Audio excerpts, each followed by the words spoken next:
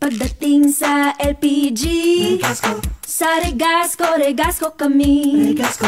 Pag negosyo at pang family, Regasco na wag mag-atubili. Regasco, oh oh. Ang gasto. Solid Regasco kahit saan. Sa bahay, resto o fishbowlan. Tatak Regasco ang gasto.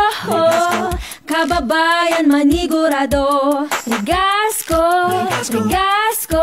Regasco, oh oh. Ang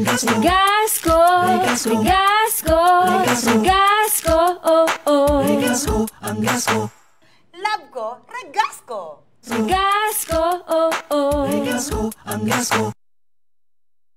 Palagiang kumustahan sa lahat ng Marinduqueño. Anim na bayan dito sa ating lalawigan sa magandang gabi po sa ating lahat. Kasangga sa lahat ng pagsubok. Inuulit po natin, kasalukuyan po nakataas sa signal number 2 ang buong lalawigan ng Marinduque. Kumusta ka bayan? Ikomento sa ibaba, sa anim na bayan dito sa ating lalawigan, kumusta po ang sitwasyon ngayon? Tatalakay sa mga isyong pangkabataan.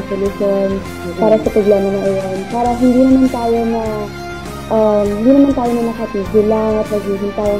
Patuloy po tayong maghahatid ng mga sariwang kaganapan sa sentro ng Pilipinas. Ilalatag ang mga impormasyong dapat malaman ng bayan. Walang kakatakutan at walang papanigan. Patuloy ang serbisyo publiko para sa Marinduqueño. Ito ang Marinduque ngayon.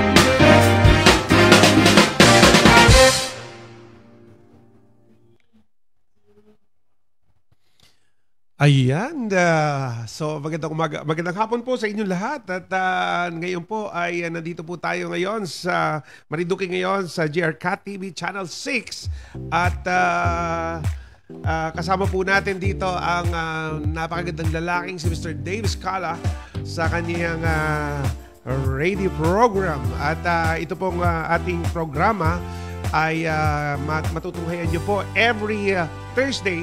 Kailangan po ngayon lang po ang parang launching, launching po dito sa ating Friday po natin ginanap. Yesterday, hindi po tayo nagkaroon ng pagkakataon na makapag-live, makapag-ere sapagkat tayo po ay nasa kabila pa at medyo naantala po ang ating pong pag-TTV kahapon. At muli nga ay kasama po natin ang people o the man behind Marinduque ngayon. Walang iba kundi si Mr. Dave Scala. Hey, magandang hapon mga kababayan, mga kalalawigan. Kumusta naman po kayo? Parang ngayon, ako ang nakaupo dito sa inuupuan ng kadalasan ay guest lamang ng Marinduque ngayon. Ayan. At nakakatuwa pong pagkakataon yung ganito po dahil minsan isang araw nung ako po ay medyo bata pa, gusto ko pong makasama talaga si Dave Scala sa ganitong klase programa nung bata pa po ako. Wow. Parang malaki po yung pag-itan. Yung pag-itan. Anyway, Dave, itong programa natin ay aganapin natin every Thursday. Every Thursday. 4 p.m. 4 p.m. Okay. Opo. At kabayan, bigyan na lamang po namin kayo ng konting background. Konsehal, tungkol saan po ba ang usapan with Organic Man? Oy, marami po tayong pag-uusapan po dito. Dito po ay pag-uusapan po natin, siyempre, yung current event po dito sa ating bayan. At pag-uusapan po dito natin about sa mga agrikultura. At si Organic Man po sa isang taong mahigit na konsehal ng bayan ay ano na po ang nagawa niya, ano na ba ang mga batas at ordinansa at resolusyon na kanyang nagawa na ngayon ay inapakinabangan na. At ganoon din po, sa akin pong programa na dito po sa Usapan with the Organic Man, ay ilan-ilan pong mga personalidad ang ating pong iimbitahin para makasama sa ating programa. Ilan po dyan, ang aking pinaplano ay ang mga organic farmer at more on farming po ang pag-uusapan, agriculture po ang pag-uusapan natin dito. Siyempre, again, kung sino pa si Organic Man, ano po. At saka dito ay may ilan na po ako tinext kanina na ilan po sa mga personalidad mula sa national, lokal na mga personalidad. Possible dyan, ilan po dyan ay mga politician, siguro yung iba celebrities, and for sure yung iba po, Mr. Dave Escala, ay yung ating mga mamamayan o kababayan na talagang porsigido sa agrikultura o pagtatanim ng organic. Opo, Konsehal, ibig sabihin tamang-tama ang ating title sa hapong ito na Usapan with Organic Man. Dahil ito talaga ay bubuuin ng iba't ibang usapan sa usaping ng iba't ibang sektor. Correct. Pang-agrikultura, pang-pamahalaan, at syempre sa ating lipunan. Correct. At ano pa ba, Konsel, yung mga inaasahan ng ating mga kababayan dito sa programang ito? Bukod sa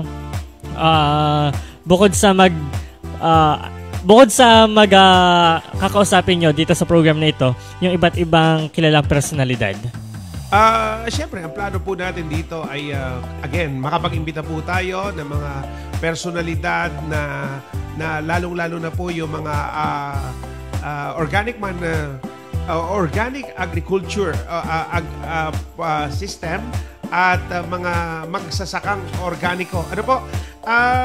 Actually, kagagaling lang po namin sa isang mahabang seminar dyan po sa lalawigan ng Occidental Mindoro, particular sa Magsaysay. Actually, makikita nyo po sa inyong mga TV screen, mga kababayan, mga kalalalawigan, yung mga pictures, na kung yung pinuntahan ni na Konsehal Organic Man Arman Palma. Ayan. Opo, kasama po natin dyan at nakakatuwa po ang mismong gobernador ng Occidental Mindoro ay suportado po ang organic farming at ganun din po ang mga mayors at mga leaders po ng Occidental Mindoro. Particular po, lalo na nga po yung nasabi kong mga mayors, especially sa mayor ng Magsaysay, kung saan sila po yung host that time. Ano po? At kasama po natin dito ito po ay inorganisa ng regional agriculture. Ano po? At inimbita po tayo ng provincial agriculture sa pangunguna po ni siyempre ng dating ASEC de Luna at ni APA. Pag sinabi pong APA, ayan po ay Assistant Provincial Agriculture. Walang iba po kundi ang napakagandang Madam Susan Arellano Uy. Alam mo, Konsehal, nakikita ko talaga yung mga posts ng ating Provincial Agriculture Office Facebook page na napaka-active din naman talaga ni na Ma'am Susan Uy at saka ni Sir Ed. Ang dami nilang initiative. Ano ba, Konsehal, yung mga ginanap? Anong mga nangyari doon sa inyong pinuntahan dyan sa Occidental Mindoro? Marami. Ang unang-una, nagturo po dyan, siyempre, yung mga techniques, yung mga napapanahon, mga techniques sa pagtatanim mula sa prutas, sa gulay, at pati sa pagpapalaisdaan ay idiniscuss po dito. At may ilang pong mga pamphlets nga ako po na nakuha doon sa mismong event na yon, ano? At by next year, tayo po, ang Marinduque po ay magiging host po dito sa tinatawag po nating programa po ng region. Ano po na ito po? Ano po? Pang-10 beses na po ito. 10th kuwan po ito, organic farming agriculture congress po ito. Okay? Ay, Konsehal, ito, nakita ko doon sa mga pictures nyo. Ayan, makikita natin sa ating mga TV screen. Ano, yung mga pictures nyo dyan ay kasama nyo yung mga kilalang nag-farm dito sa ating probinsya, sa ating lalawigan. Ano po kaya ang kanilang naging engagement dito? Oh, wow. Ay, unang-una yung nakikita po ninyo dyan, yan po, governor po yan mismo ng governor po yan mismo ng Occidental Mindoro. Pakita nga natin ulit. Yan. So, yan pong nakikita nyo, yung kasama po namin na, mga yan po ay mga personalidad o mga opisyales ng organic farming. Kung yan po yun mismo. Ano po? At kasama po din yan natin sa gitna, yung naka-black po ng jacket, ayun po mismo ang gobernador ng Occidental Mindoro. And then they are very supportive. Napaka-supportive po nila pagdating po sa organic farming. At saka konsehal, kilala ang Mindoro pagdating sa usaping agriculture, sa farming, ano? Totoo po yun. In fact, sila yung parang tinagurian, lalo rin magsaysay, tinagurian na food basket ng Occidental Mindoro. At saka sa katunayan, konsehal, nakikita ko dun sa mga naiitindang mga bigas dito sa atin ay galing pa, angkat pa, mula pa dyan sa probinsya naman ng Mindoro. Oo. At nakita ko doon, nakabili nga ako ng ilan sa mga klase ng bigas. May black rice, may red rice, may brown rice, at nakakatuwa. At isa sa mga pangarap ko ay magkaroon ng ganong klase ng mga produkto na mapuproduce dito sa ating bayan, dito sa ating lalawigan, upang sa gayon ay, hindi tayo mag-rely doon sa production mismo ng taga-ibang probinsya, bagkos tayo mismo ay mag-produce ng ganyang mga produkto para sa i-consume ng ating mga kababayan. Alam mo, ang organic products ay napakaganda ito sa katawan. Kung organic ang ating pagkain, sigurado ang buhay natin ay hahaba katulad ng mga sinaunang mga tao pa. Sa totoo lang, konsehal, dahil yung, di ba, noong unang panahon talaga kapag ang tao ay pumanaw sa edad na 70, nagaon ay bata pa. Oo, napakabata pa raw namatay. Pero ngayon, sa panahon ngayon, kapag ang tao ay namatay sa edad na 30, 40, magaon lang ay matanda na. Matanda na daw. Dahil sa mga kinakain yata nila, puro na. Alam mo, nung bata pa ako, marami na, nung 1970s, naiintindihan ko na yung buhay. Noon, tama yung inasabi mo kasi medyo bata-bata ka pa ng kaunti sa akin. Siguro, ikaw ay 27, parang ako ay 23 pa lang eh. Kidding aside, nung ako ay bata pa, way back 1970s, ang tao noon, pag namamatay ng 70 years old, inapanghiningangan maigi. Bakit? Yanong bata paan niya. Ang bata paan niya, namatay ka agad, ama ka 70 pa. Samantala ngayon, pag namatay ng 70, ay matanda na pala. So, yun po yung pagkakaiba sa kasalukuyan. Ano po ang main reason why ang tao ngayon ay madali nang mamatay? Ano po? Maiksi na yung buhay. Ang isa sa main reason po dyan ay pagkain. Pagkain. Ano po?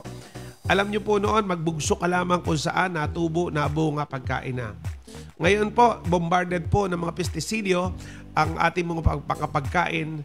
At yan po ang isa sa mga reason why ang tao po ngayon ay dumarami ang nakakain ng mga lason mula sa pagkain natin. Mula sa gulay. Alam nyo po, ultimo po yung marami po mga pagkain ng mga instant food. Usong-uso na po ngayon yung mga food, yung mga nasa easily na mabibili na lamang po sa merkado. Marami na po ngayon anong tawag dito? Marami na po ngayon ng mga instant food. Hindi katulad doon, gulay, talbos ng kamote, asapaw, ulam na. Ngayon, instant. Karamihan instant. Instant noodle, instant sardines. Kaya pag inatake, instant patay. Instant patay. Ayan. So, Konsehal, baka may mga nanonood dyan sa iyong Facebook Live. Marami, ay batiin na natin. Ay, marami actually Oo. nanonood dito. Unang-una po. Konsehal, pwede tayo maglagay ng background music, ano? Oo. Yung pangatlo po. Ayan. Ayan. Ay, nakakabingi din naman yung napakadaming ganon eh. At syempre, natutukan po tayo ng ilaw ay nakintab po lalo yung ating punggulan. Ano po? At bago po makalimutan at ayoko pong may mamiss, una po ay ako po ay nabati po ng magandang hapon sa lahat po ng aking mga kababayan dito sa Santa Cruz, Marinduque. Ganoon din po sa kabuuan ng Marinduque, sa provincial, lahat po ng mamamayan ng Marinduque. At inabati ko po kayo, nawa po ay nasa maayos kayong kalagayan at ligtas sa anumang kapahamakan. At nawa po ay ingat-ingat po tayo at manatili po tayong kumain ng mga organic na produkto. Ano po? At lahat po ng mga kapitanes, kasalukuyang mga kapitanes sa 55 barangay, lahat po ng mga kagawad na mula sa 55 barangay, mula sa mga appointed and elected official mula sa 55 barangay, magandang hapon po sa inyong lahat. Sa ating pong mga kapulisan, sa ating pong sa pangunguna po ng napakagandang lalaki na si kabrad ko ito si Police Major Aldrin Caldero, sir, si Kuya Aldrin, at ang pamunuan po ng Bureau of Fire at ang pamunuan po ng BJMP at lahat po ng ating mga kaibigan dyan po sa palengke. Ano po ang mga magtitinda, may-ari po ng mga stall dyan po sa palengke. Nandyan po kami kanina. Ay, ano bang nangyari doon, Konsehal, kanina? Sayang wala kayo. Dapat habang nag-groundbreaking kanina. Hindi mo naman ako sinabihan, Konsehal. At least sinasabi ko sa iyo ngayon. Okay. Mamaya mag-follow-up report na lamang tayo. Ay nagkaroon dyan kanina ng groundbreaking. Yan ay natawag po natin Bagsakan area, Bagsakan Center ng Santa Cruz, Marinduque. At siyempre, inisyatibo po ito ng pamunuan ng Santa Cruz, ang ating Mayora, Vice Mayor at Sangguniang Bayan. Nandun po, present po kanina ang ilan sa mga kapulisan, BJMP, and other personality. Nandyan po aking mga kasamang mga konsehal Mar Perilla, Pangulong Felix, Konsehal Felix, si Konsehal Dolan Murillo, nandyan po si Konsehal Rustico, Balatong Reynoso, nandiyan po si Konsehal Rebo Joshua Red, at nandiyan po siyempre ang ating mayora kanina ay present, at hindi po nakarating kanina ang ating Vice Mayor sa kadahilanan siya po ay nasa meeting o seminar po ng Vice Mayor's League. At alam mo, si Vice Mayor ay na-miss talaga ito at alam kong pinanghihinayangan niya ito. At ganoon din po, Mr. Dave Scala, siyempre, ang mga taga-isla, ano? Opo. Ang mga taga-isla mula Pulo, Maniwaya, Mungpong, at siyempre sa Lamagi Island. At saka, Konsehal, banggit mo na rin kanina ay nagsagawa kayo ng groundbreaking dyan naman sa public market ng ating bayan ng Santa Cruz. Konsehal, ito ay tungkol sa Bagsakan? Bagsakan Center. Bagsakan Center. Konsehal, ano bang magiging benepisyo nito para sa ating mga kababayan? Ito ay unang-una ang mga produkto natin all the way from sabihin na natin galing sa kabila, ano po, ay direkta po yang napasok sa loob po ng palengke. So ngayon po ay magkakaroon po kita ng control. Iyan po ang isa sa mga agenda niyan. Magkakaroon po kita ng control na kung saan ay yan ay mabagsak muna ay sa Bagsakan Center, na kung saan dalawa po ang makikinabang dito. It's yung dalawa po, yung mamimili at saka magtitinda. Ano? Mamimili at magtitinda. Dito po natin makokontrol ang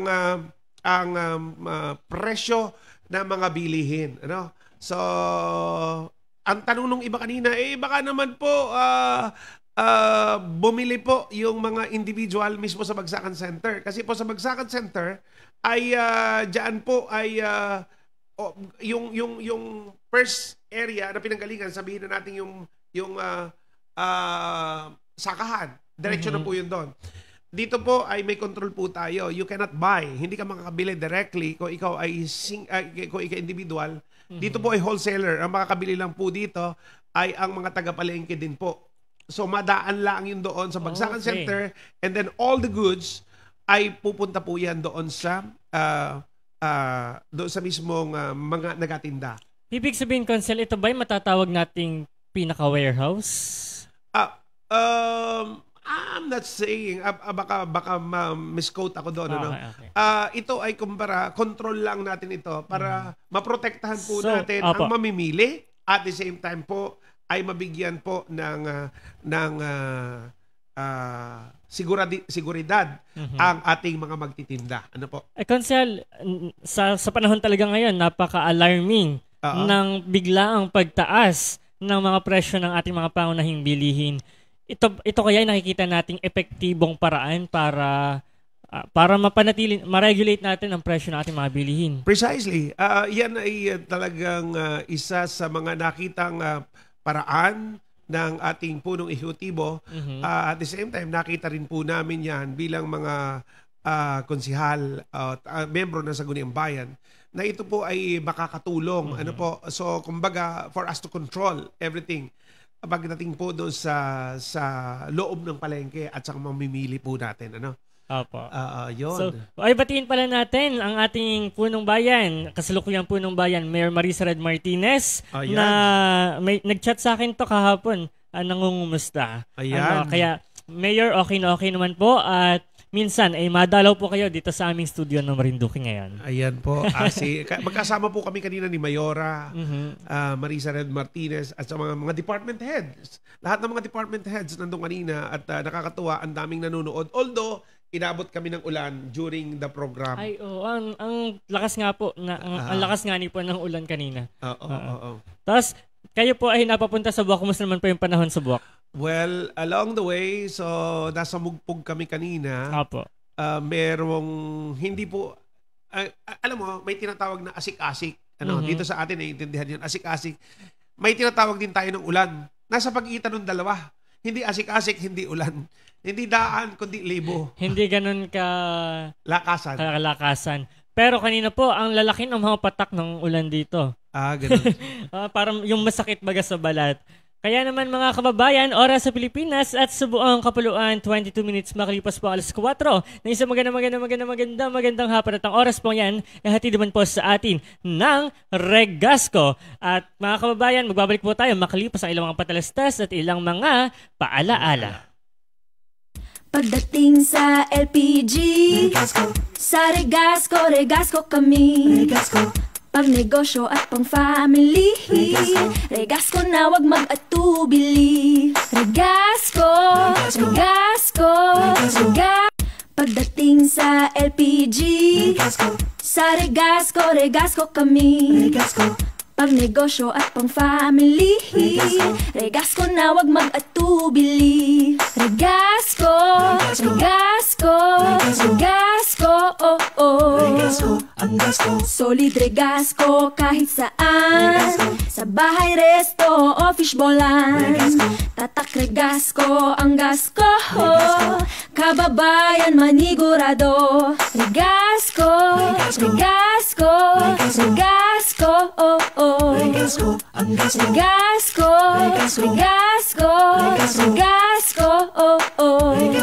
ang gasko. Love ko, Regasco. Regasco, ang gasko. Palagiang kumustahan sa lahat ng Marinduqueño. Anim na bayan dito sa ating lalawigan sa magandang gabi po sa ating lahat. Kasangga sa lahat ng pagsubok. Inuulit po natin, kasalukuyan po nakataas sa signal number 2 ang buong lalawigan ng Marinduque. Kumusta ka bayan? I-komento sa ibaba, sa 6 na bayan dito sa ating lalawigan, kumusta po ang sitwasyon ngayon? Tatalakay sa mga isyong pangkabataan.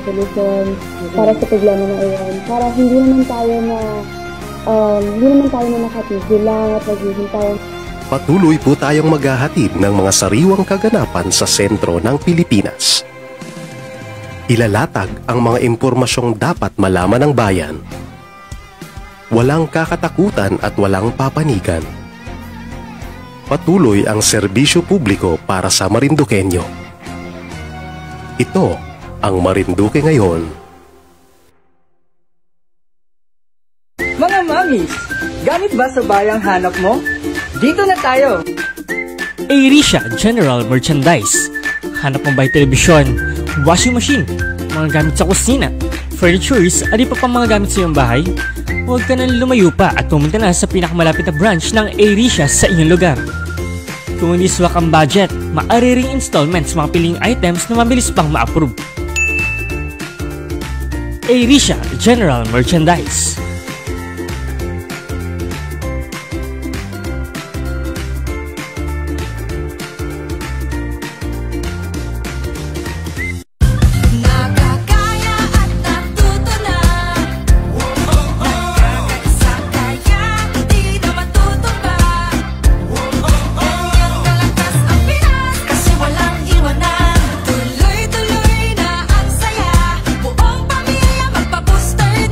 Siguraduhin updated ang inyong proteksyon. Magpa-booster na!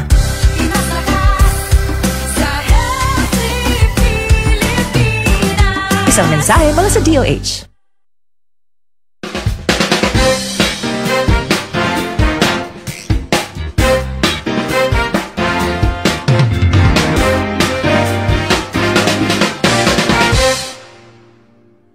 So, mga kababayan, mga kalalawigan, nagbabalik po kami dito po sa programang Usapan with Konsehal Organic Man. At ito po ang una naming pagsalang sa programang ito. Mga kababayan, tune in lamang po kayo tuwing araw ng Huwebes, alas 4 ng hapon. Konsehal? Yan. At muli po, huwag niyong akalimutan. Ang siyempre, tuwing alas 4, Usapan with Organic Man. At dito po ay magkakaroon po tayo ng posibleng maimbitang mga personality, not only here, yung mga hindi lang taga rito sa Marinduque, kundi baka makakuha din po tayo sa ibang lugar. At saka yung mga contact ni Konsehal, may mga senador pa dyan, may mga basketballista pa. Ay, pati natin si Kuya Rani Palmero na ngayon ay nanonood sa Facebook Live ni Konsehal. Ayan. Ang may-ari ng Capilea and Restaurant. Bekenemen! Bekenemen! Kuya Rani! Natanggap din kami kahit pa paano. Opo. At saka nanonood din ang Reyna ng Proud to be Marinduqueño. Walang iba po yan, kundi ang aming Reyna, Pem Oliveros. Opo. Yan po ay taga dyan naman sa Tubong, barangay, nalimutan ko yung barangay, basta sa bayan ng Buwak, si mahal na Reyna ng Fem Oliveros. Yan, basta yan ay alam ko, madaan niya sa may MSC. Bulias niya ata, hindi ko maintindihan. Ay, opo, yung mga, basta madadaanan yung napaka-cute na tulay dun sa kabayanan ng Buwak din, kung dun dadaan. Oo. So, para sa mga sariwang kaganapan mga kababayan sa sentro ng Pilipinas, wala niyo pa mag-follow sa ating official Facebook page na facebook.com/Marinduque ngayon at mag-subscribe na po kayo sa ating YouTube channel, youtube.com/Marinduque ngayon. Katsihal? Ayan. At syempre, natutuwa ako. Dati kasi nag-radyo na ako, nag-TV, nag-live. Alam mo naman, napakahilig ko sa ganito. Isa sa mga weakness ko yan, basta kahawak ko ng cellphone, automatic yan nag-live si Konsehal Arman Palma. At ngayon ay first time kami nagkaroon ng pagkakataon na magkaroon ng ganitong pagkakataon na magkaharap ng isa sa mga sikat. Ay! At pinagpipitagan ng tao na hindi man katabaan pero kapugihan. Kaya nga ni po, ang DJ na walang taba sa katawan ng Papa ng Bayan. Ako po si Papa Dave. Ay, ibahagi natin, Konsehal, yung ating unang pagkikita. Noong unang nagkita kami ni Konsehal, noong 2019. Hindi po, 2021, before election po yun. Year before election. Election. Wala pang Marinduque ngayon na ganito. May Marinduque ngayon sa Facebook pero wala sa TV. Kaya ngayon parang nakasama ko si Konsehal sa aking journey ng pagkakaroon ng studio ng Marinduque ngayon. Correct. At minsan nga parang ang na-recall ko, nasa kabila ako nasa bahay ko sa Cavite. Nang ikaw ay naka-live at nagkaroon tayo ng pagkakataon na magkaroon ng live stream. At tumawag po kayo. Tumawag ako sa programa nyo. Nagulat ako ng Konsehal na ang natawag para sa akin ay si Konsehal Arman Palma. Ay, hindi pa ako Konsehal no? Opo, hindi pa po Konsehal. Pero kilala ko na kayo as Konsehal dahil 2019 humangad po kayo ng pagka-Konsehal. Ay po, yung unang hangad ko po ay siyempre naghangad po tayo para maglingkod sa ating bayan. Ay kailan po naman dito ba sa politika, lalo sa eleksyon. Dalawa lang po yan. Pag hindi ka nanalo, ay talo ka. So lalo na po ngayon, isa po napakagandang advice ko yan. Sa ngayon po ay malapit na po ang halalan sa pagka-barangay, SK and barangay election. Ano? Opo. At kayo po dapat ay open-minded sa ganito pong larangan sa politika. There are only two things ang pwede mangyari. Ang manalo at ang matalo. At pag nanalo, maglingkod sa bayan. At pag natalo, tanggapin ang katotohanan na may tumalo sa inyong labanan. Ayan. At kasama naman talaga yon sa bahagi yon ng pagiging involved sa isang election. Hindi naman pwedeng parehas kayong manalo. Correct. At kung manalo, kung matalo, suportahan na lamang yung nanalo para mas maging maganda ang inyong komunidad. Correct. Ganyan talaga yon. Parang para sa amin, alam naman po ng lahat ng tao na magkakaiba kami ng kulay when we join politics. But, when we won the fight or the election, so nagkasama-sama kami sa isang lugar na kung saan tawagin na isang guling bayan. At pag ito po ay nandito kami, bumabalangkas ng mga ordinansa at resolusyon na pinagsasama-samahan po naming mga konsihal kasama ang ating Vice Mayor upang sa gayon ay magkaroon po ng katuparan ang mga bagay-bagay o magandang resolusyon na napapanahon at ordinansa para sa ikauunlad po ng ating bayan at kapakipakinabang po ng ating mamamayan. Kaya nga sabi ko, anuman ang ating kulay, tayo'y magkaisa. Para sa gayon ay ang ating mga naipangako sa mga taong bayan nung tayo nangangampanya ay matupad upang sa gayon ay kapakipakinabang o mapakinabangan ng ating mga kababayan. Okay. At saka, konsehal, ang nagiging apektado kapag ang mga namumuno ay hindi nagkakasundo, naglalaban-laban, nagpapataasan, kumbaga ng ihi, yun ang tawag sa ating local, ay ang nagiging apektado yung ating mga mamamayan. Correct. Ang daming proyektong natetenga, na sana ay pinapakinabangan lang ng ating mga kababayan. Tama yan. At nakikita ko yung performance ni Konsehal Arman Palma, mga kababayan. Nag-survey din ako, Konsehal. Parang ang naririnig ko ay maganda nga yung inyong performance dyan naman sa sangguniang bayan ng Santa Cruz. Kung kaya, ang daming naiipasang resolusyon, proyekto. Oo po. Nangyayari po yan dahil siyempre sa pagkakaisa po ng ating mga kasama at hindi po ito kaya ng isang konsehal ng bayan. Hindi po ito kaya ng isang organic man kung walang suporta ang aking mga kasama. Kaya ako'y natutuwa sapagkat isa po sa aking mga panalangin noong una pa na magkasundo ang lahat ng namumuno upang sa gayon, katulad ng sinabi mo, Dave, Papa Dave, ay para hindi apektado o hindi maapektuhan ang ating mga kababayan. Yan, mabuti na lang po at mula sa Mayor, Vice Mayor at mga konsehal ng bayan at lahat po ng iba pang mga leader ng ating bayan ay pagdating po sa paggawa ng ordinansa at resolusyon na napapanahon at kapakipakinabang ay nagkakaisa po kami dyan. Nagtutulungan. Apo. So, konsehal, ano po ba ang pinaka-latest niyong naipasang resolusyon? Well, marami na akong naikuha na. Isa po sabihin natin yung ordinance. Ordinansa.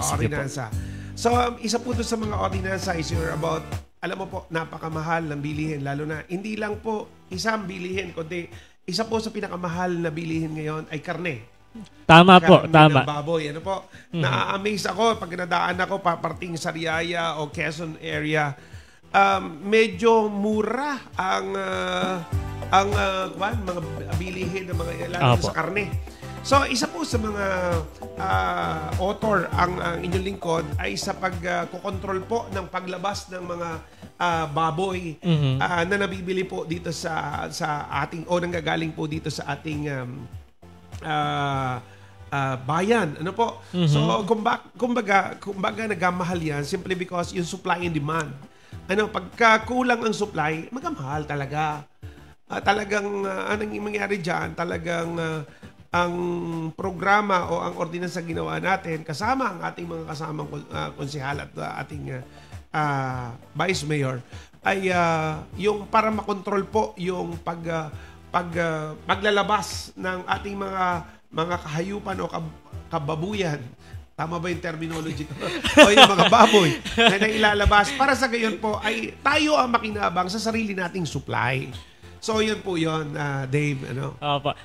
Ibig sabihin, Konsehal, hanggang ngayon ay bawal pa rin talaga ang paglalabas basta-basta sa ating lalawigan ng baboy. At saka pagpasok. Oo naman. Kasi dahil pa rin sa banta ng African Swine Fever na sa awa ng Diyos ay parang okay naman ang record ng ating probinsya pagdating sa ligtas ang ating mga karneng baboy dito sa ating pamilyang bayan. Apo, kaya yung ibang nasisita po dyan, lalo na po yung papasok ng pantalan o papasok po dito ng ating lalawigan, ay wag naman po kayo magagalit kung minsan ay kayo po ay nasisita. Parte po yan ang trabaho ng gobyerno na isecure po ang ating pong kabuuan, ang ating lalawigan, ang ating bayan. Kaya po, wag po kayo matampo, magagalit dahil kayo inasita. Parte po yon ng pagkokontrol na makapasok po ang ASF dito sa ating lalawigan. Ayan. Alam mo, Konsehal, parang ngayong buwan ay inapagdiriwang naman natin yung sa Civil Service Month. Opo, ano, Konsehal, ang naging programa ng ating bayan dito? Maraming programa ang ating punong ehekutibo. Ano po, nakaraan nga ay talaga namang nakita ko at nagkasama-sama kami sa plaza noong nakaraan. Although hindi ako direktang naging involved dahil ako nasa labas nga. Nandun ako sa Mindoro. Pero nakakatuwang isipin na nung ating sinilibre ito ay talaga namang ang lahang ng manggagawa ng ating bayan ay nagkasama-sama sa iisang adikain. Apo. Ay, ano pala, breaking news ito pala, Konsehal. Ngayong araw, kani-kanina lamang, wala pang isang oras, 40 minutes ago, dumating dito sa ating probinsya o lalawigan ang OWA Administrator Arnaldo o Arnel Ignacio. Ayan, welcome to Marinduque po. Welcome to Marinduque po.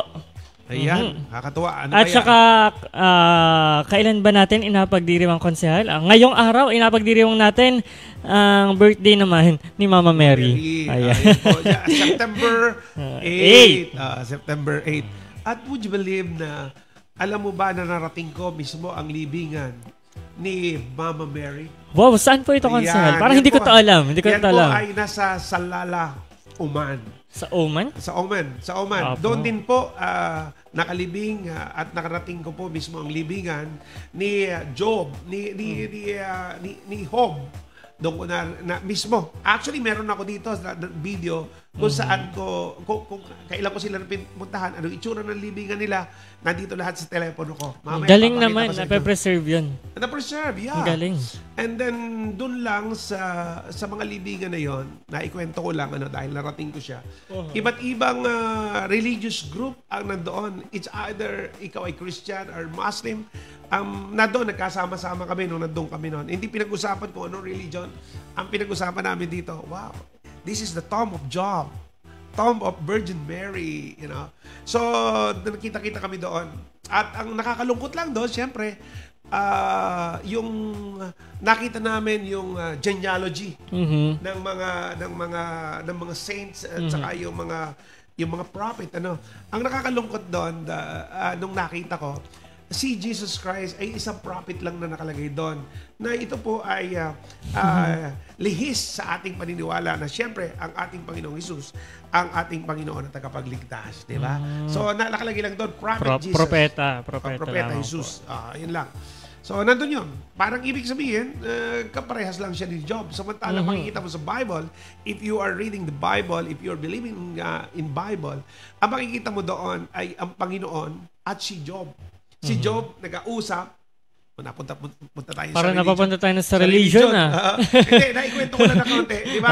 At sabi niya nga, di ba, mayaman si Job nung narating ko yung lugar na yon. So, yung lahat ng nandong mga hayop, sabi niya, would you believe that cattle, lahat na nakakalat na yun ay pag-aari ni Job? Ibig sabihin, ancestral pa yung mga kumbaga yun yung mga apo-apo nung kanyang mga mga alaga noong panahon. Mamaya, I'll show you. Opo, sige pa. Sana one day makarating rin ang Marinduque ngayon dyan. Nakarating yan na we traveled 12 hours from from the center of Sultanate of Oman to Salalah, Oman. That is, kasunod na nun, Yemen. Yun yung... Konsehal, curious lamang ako. Sino ba si Konsehal Arman Palma bago pa siya maging konsehal? Ako talaga po, may blood, negosyante ako. So, nagsimula si Arman Palma. Ako ipinanganak talaga dyan sa sitio Kabatuan na kung saan nandyan yung Provincial Training Center.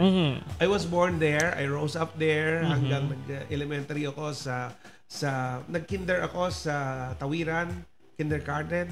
Tapos nag-elementary ako dyan sa Tawiran Elementary School. Nag-St. Joseph Academy ako.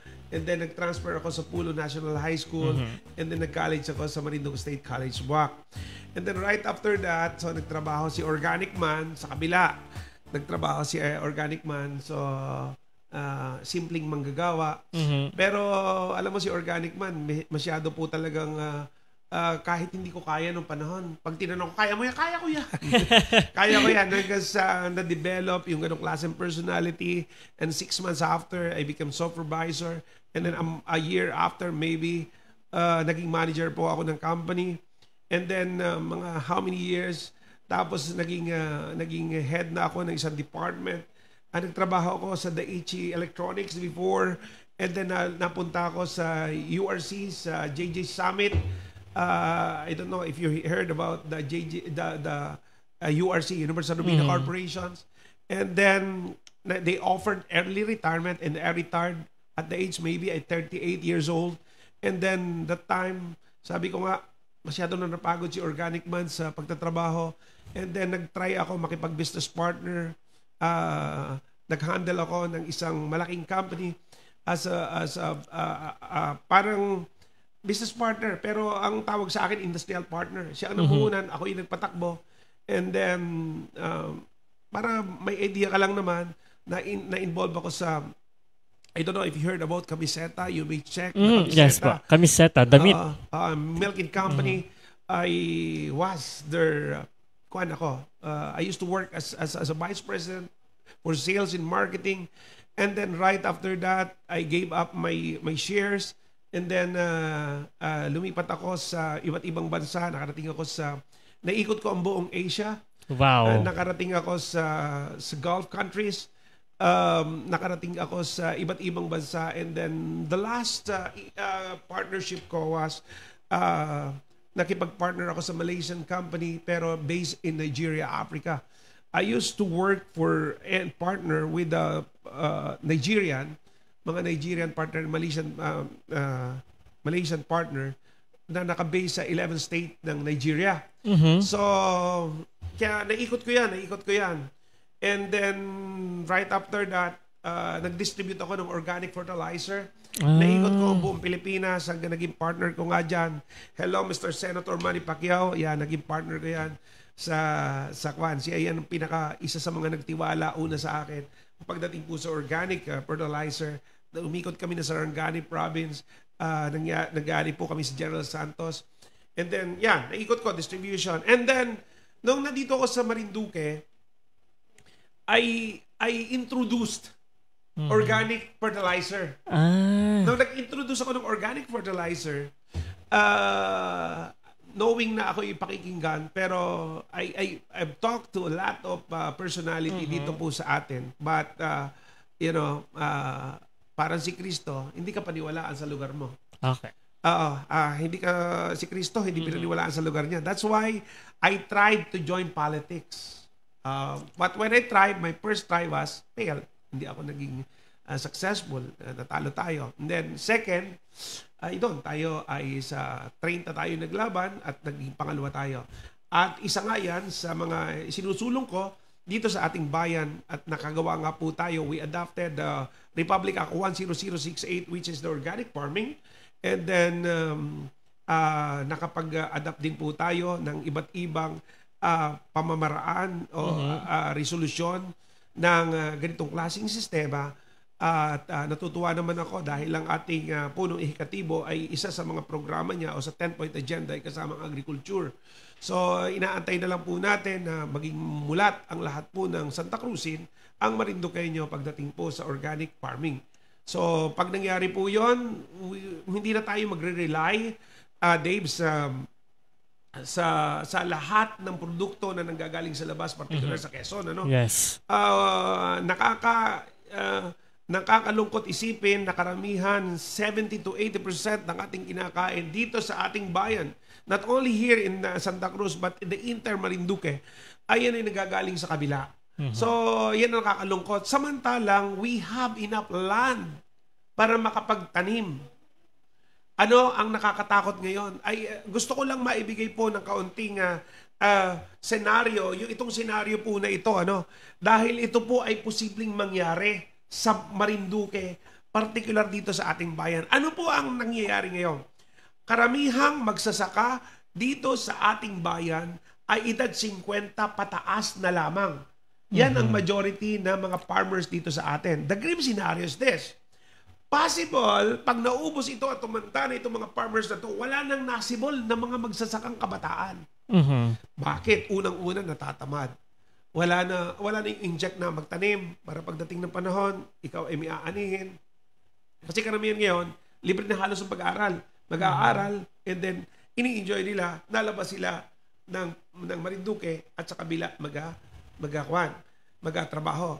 But nakakatakot yan. Same in Hong Kong. Alam mo, paulit-ulit ako nakarating sa Hong Kong. And they are relying sa produkto ng mainland of China. So meaning, walang taniman sa Hong Kong. Unang-una, wala na nagatanim. So possible na magkaroon ng problema dito sa ating bayan kung walang masibol na panibagong magsasaka. Bakit? 50, average.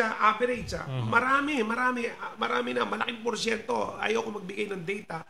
Pero maraming sa magsasaka sa atin dito sa ating bayan ay matatanda na at pag nagkawala ito't nanghina na kawawa tayo. So meaning, mentras tayo ay makapag-produce, wala na nga mapuproduce, so we will rely the supply from other provinces, which is, ang pinakamalapit nga ay Mindoro, Quezon, at nakakalungkot isipin na lahat ng pagkain natin ay inaangkat natin. Kaya mahal.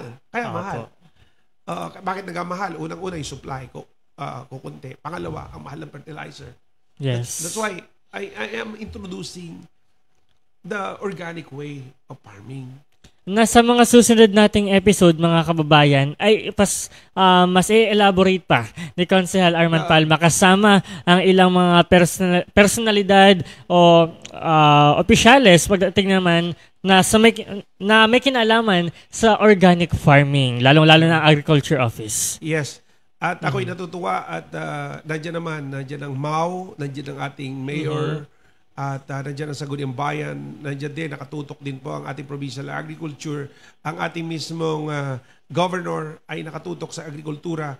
Nawa ay magpatuloy po yung ganitong sistema at mas ma-improve pa upang sa gayon po, ito po yung aking sa pantaha. Sa pantaha, hindi ko malaman sa English yung sa pantaha. Hindi ko mahagila. Yung aking iniisip na baka mangyari, ay posibleng mangyari kung hindi tayo magpuproduce ng mga bagong magsasaka. Simple lamang naman yan. Kaya hindi tayo, yung iba nawawala ng amor magsaka. Dahil kuminsan ay nagpuproduce sila pero walang silang market. Wala nang pagbibintahan. Ngayon, maganda dyan, ang ating provincial government ay nag-iisip at ang ating municipal government ay nag-iisip na kung saan pag may nagtanim, may bibili. Tayo na mismo yung mabili. Ayun. So, sa ating mga kababayan na ngayon ay nakatutok pa rin, lalong-lalo na yung nasa kanilang mga tahanan at nakatutok sa JRCAT TV Channel 6. Ito po ang programang magbibigay ng kaalaman para sa inyong mga kaalamang pang-agrikultura. Ayan. At ito'y makakatulong sa kanilang mga pang-araw-araw na buhay. At Dave, tayo ay mag-iimbita ng ilang mga personalidad na mga talagang may puso pagdating doon sa agrikultura. Yes. At yan, nakita ko pong nandyan po yung nag-pop up ang pangalan ng aking kapatid na si Angel Palma. At may mga proposal nga yung aking kapatid na yan na kung saan pagdating ng panahon kay ipopropose natin yan na alam ko yung proposal ng kapatid ko ay makakatulong ng malaki sa ating bayan, ano. At isang possible na isusulong ko yun. Hindi ko pa lang masabi kasi hindi ko pa nasisimulan, ano. Pero good idea, Otol. Ayan. So nanonood din pala ang aking bayaw mula sa Bacoor, Cavite, Emerson Almonterrey. Ayan. So, yung aking kapatid, nandyan. At marami tayong nanonood, ano. Pero, ngayon, parang nung magaputol na kita, tatlo na lang. Pero mag-share ko yan. Opo. At saka, pwede itong balikan ng ating mga kababayan. At may replay sa TV ng Jerkat with Channel 6. I-announce mo natin kung anong oras yan. Ayan. So, with that, I think malapit na. The end is near daw. Yes, the end is near. So, sa ating mga kababayan, muli, inuulit mo natin para sa mga sariwang kaganapan. Sa sentro ng Pilipinas, huwag niyo pa mag-follow sa ating official Facebook page, facebook.com/Marinduque ngayon. At syempre, huwag niyo makakalimutan tuwing Huwebes, alas 4 hanggang alas 5 ng hapon, ang programang Usapan with Organic Man. Yan po, ipapanood lang po dito sa Marinduque News at sa JRCat TV sa Channel 6. Ayan. Marinduque ngayon po. Marinduque ngayon. Marinduque. Ano ba? May nasabi ba ako iba? Marinduque News. Hey, special shout out Romeo Matax Jr. Nandito sa studio ng mga nakaraang linggo. Ayan. Kuya Myong, imagine mo sa pagkakamali ko. Nasabi ko dahil I love you. Ayan. At sa oras na 4:51, Sir, Konsihal, siguro kayo na po, inyo na po itong pagkakataong ito. Mensahe para sa ating mga kababayan. Ayan. Muli po ay magandang hapon at salamat po sa pagtutok sa aking programa. At ito po ay ngayon nga natin sinimulan ang Marinduque ngayon. Dito po mapapanood sa Marinduque ngayon sa JRCat TV Channel 6. At ito po ay may programang Usapan with Organic Man. Sa mga susunod po na linggo ay may makakasama po tayo, mga personalidad at pipilitin po nating makasama ang ating pong mga ilan din po na mga kasama po dito sa konseho, ang mga konsehal ng bayan. At kung mamarapatin po ng ating Vice Mayor at saka ng Mayor, ay may imbitahan po natin dito sa atin at makausap natin sila live. Ganun din po ay if available, if God's permit, ay makasama din po natin ng mga taga-provincial agriculture at kung kinakailangan at may pagkakataon ay taga-regional at mag-imbita po tayo via phone patch or live ang ilan po sa ating mga celebrity, ay mapa-politician, mapa-agriculturist, or the last time na nag-radio at TV ako, ay na personal ko na imbita at nakausap live si Senator Jingo Estrada. At pipilitin po natin na makapanayam ulit natin siya at ilan pa po mga personalidad sa ating bansa. With that, so, alam ko po na tayo po ay dumating na sa punto na kailangan magpaalam. Masakit mang isipin, pero kailangan tanggapin. Ang pagpapaalam ay hindi lamang po naman yan. Hindi ibig sabihin na tayo tapos na, kundi tayo ang pagpaalam dahil may susunod pa. Magandang hapon po sa inyong lahat. Ito po ang inyong Konsehal Arman Palma, at ito po ang Usapan with Organic Man. Thank you so much. God bless everyone.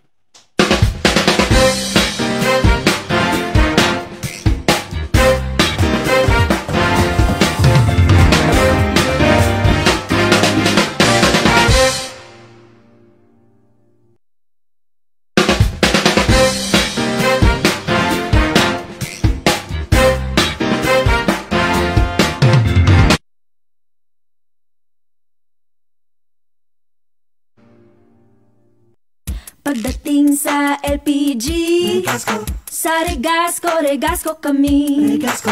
Pag negosyo at pang family, Regasco na wag mag-atubili. Regasco, oh oh. Ang gasko. Solid Regasco kahit saan. Sa bahay, resto o fishbowlan. Tatak Regasco ang gasko. Kababayan manigurado. Regasco, oh oh. Regasco, ang gasko. Regasco, oh oh. Regasco, ang gasko. Love ko, Regasco. Regasco, oh oh. Regasco, ang gasko.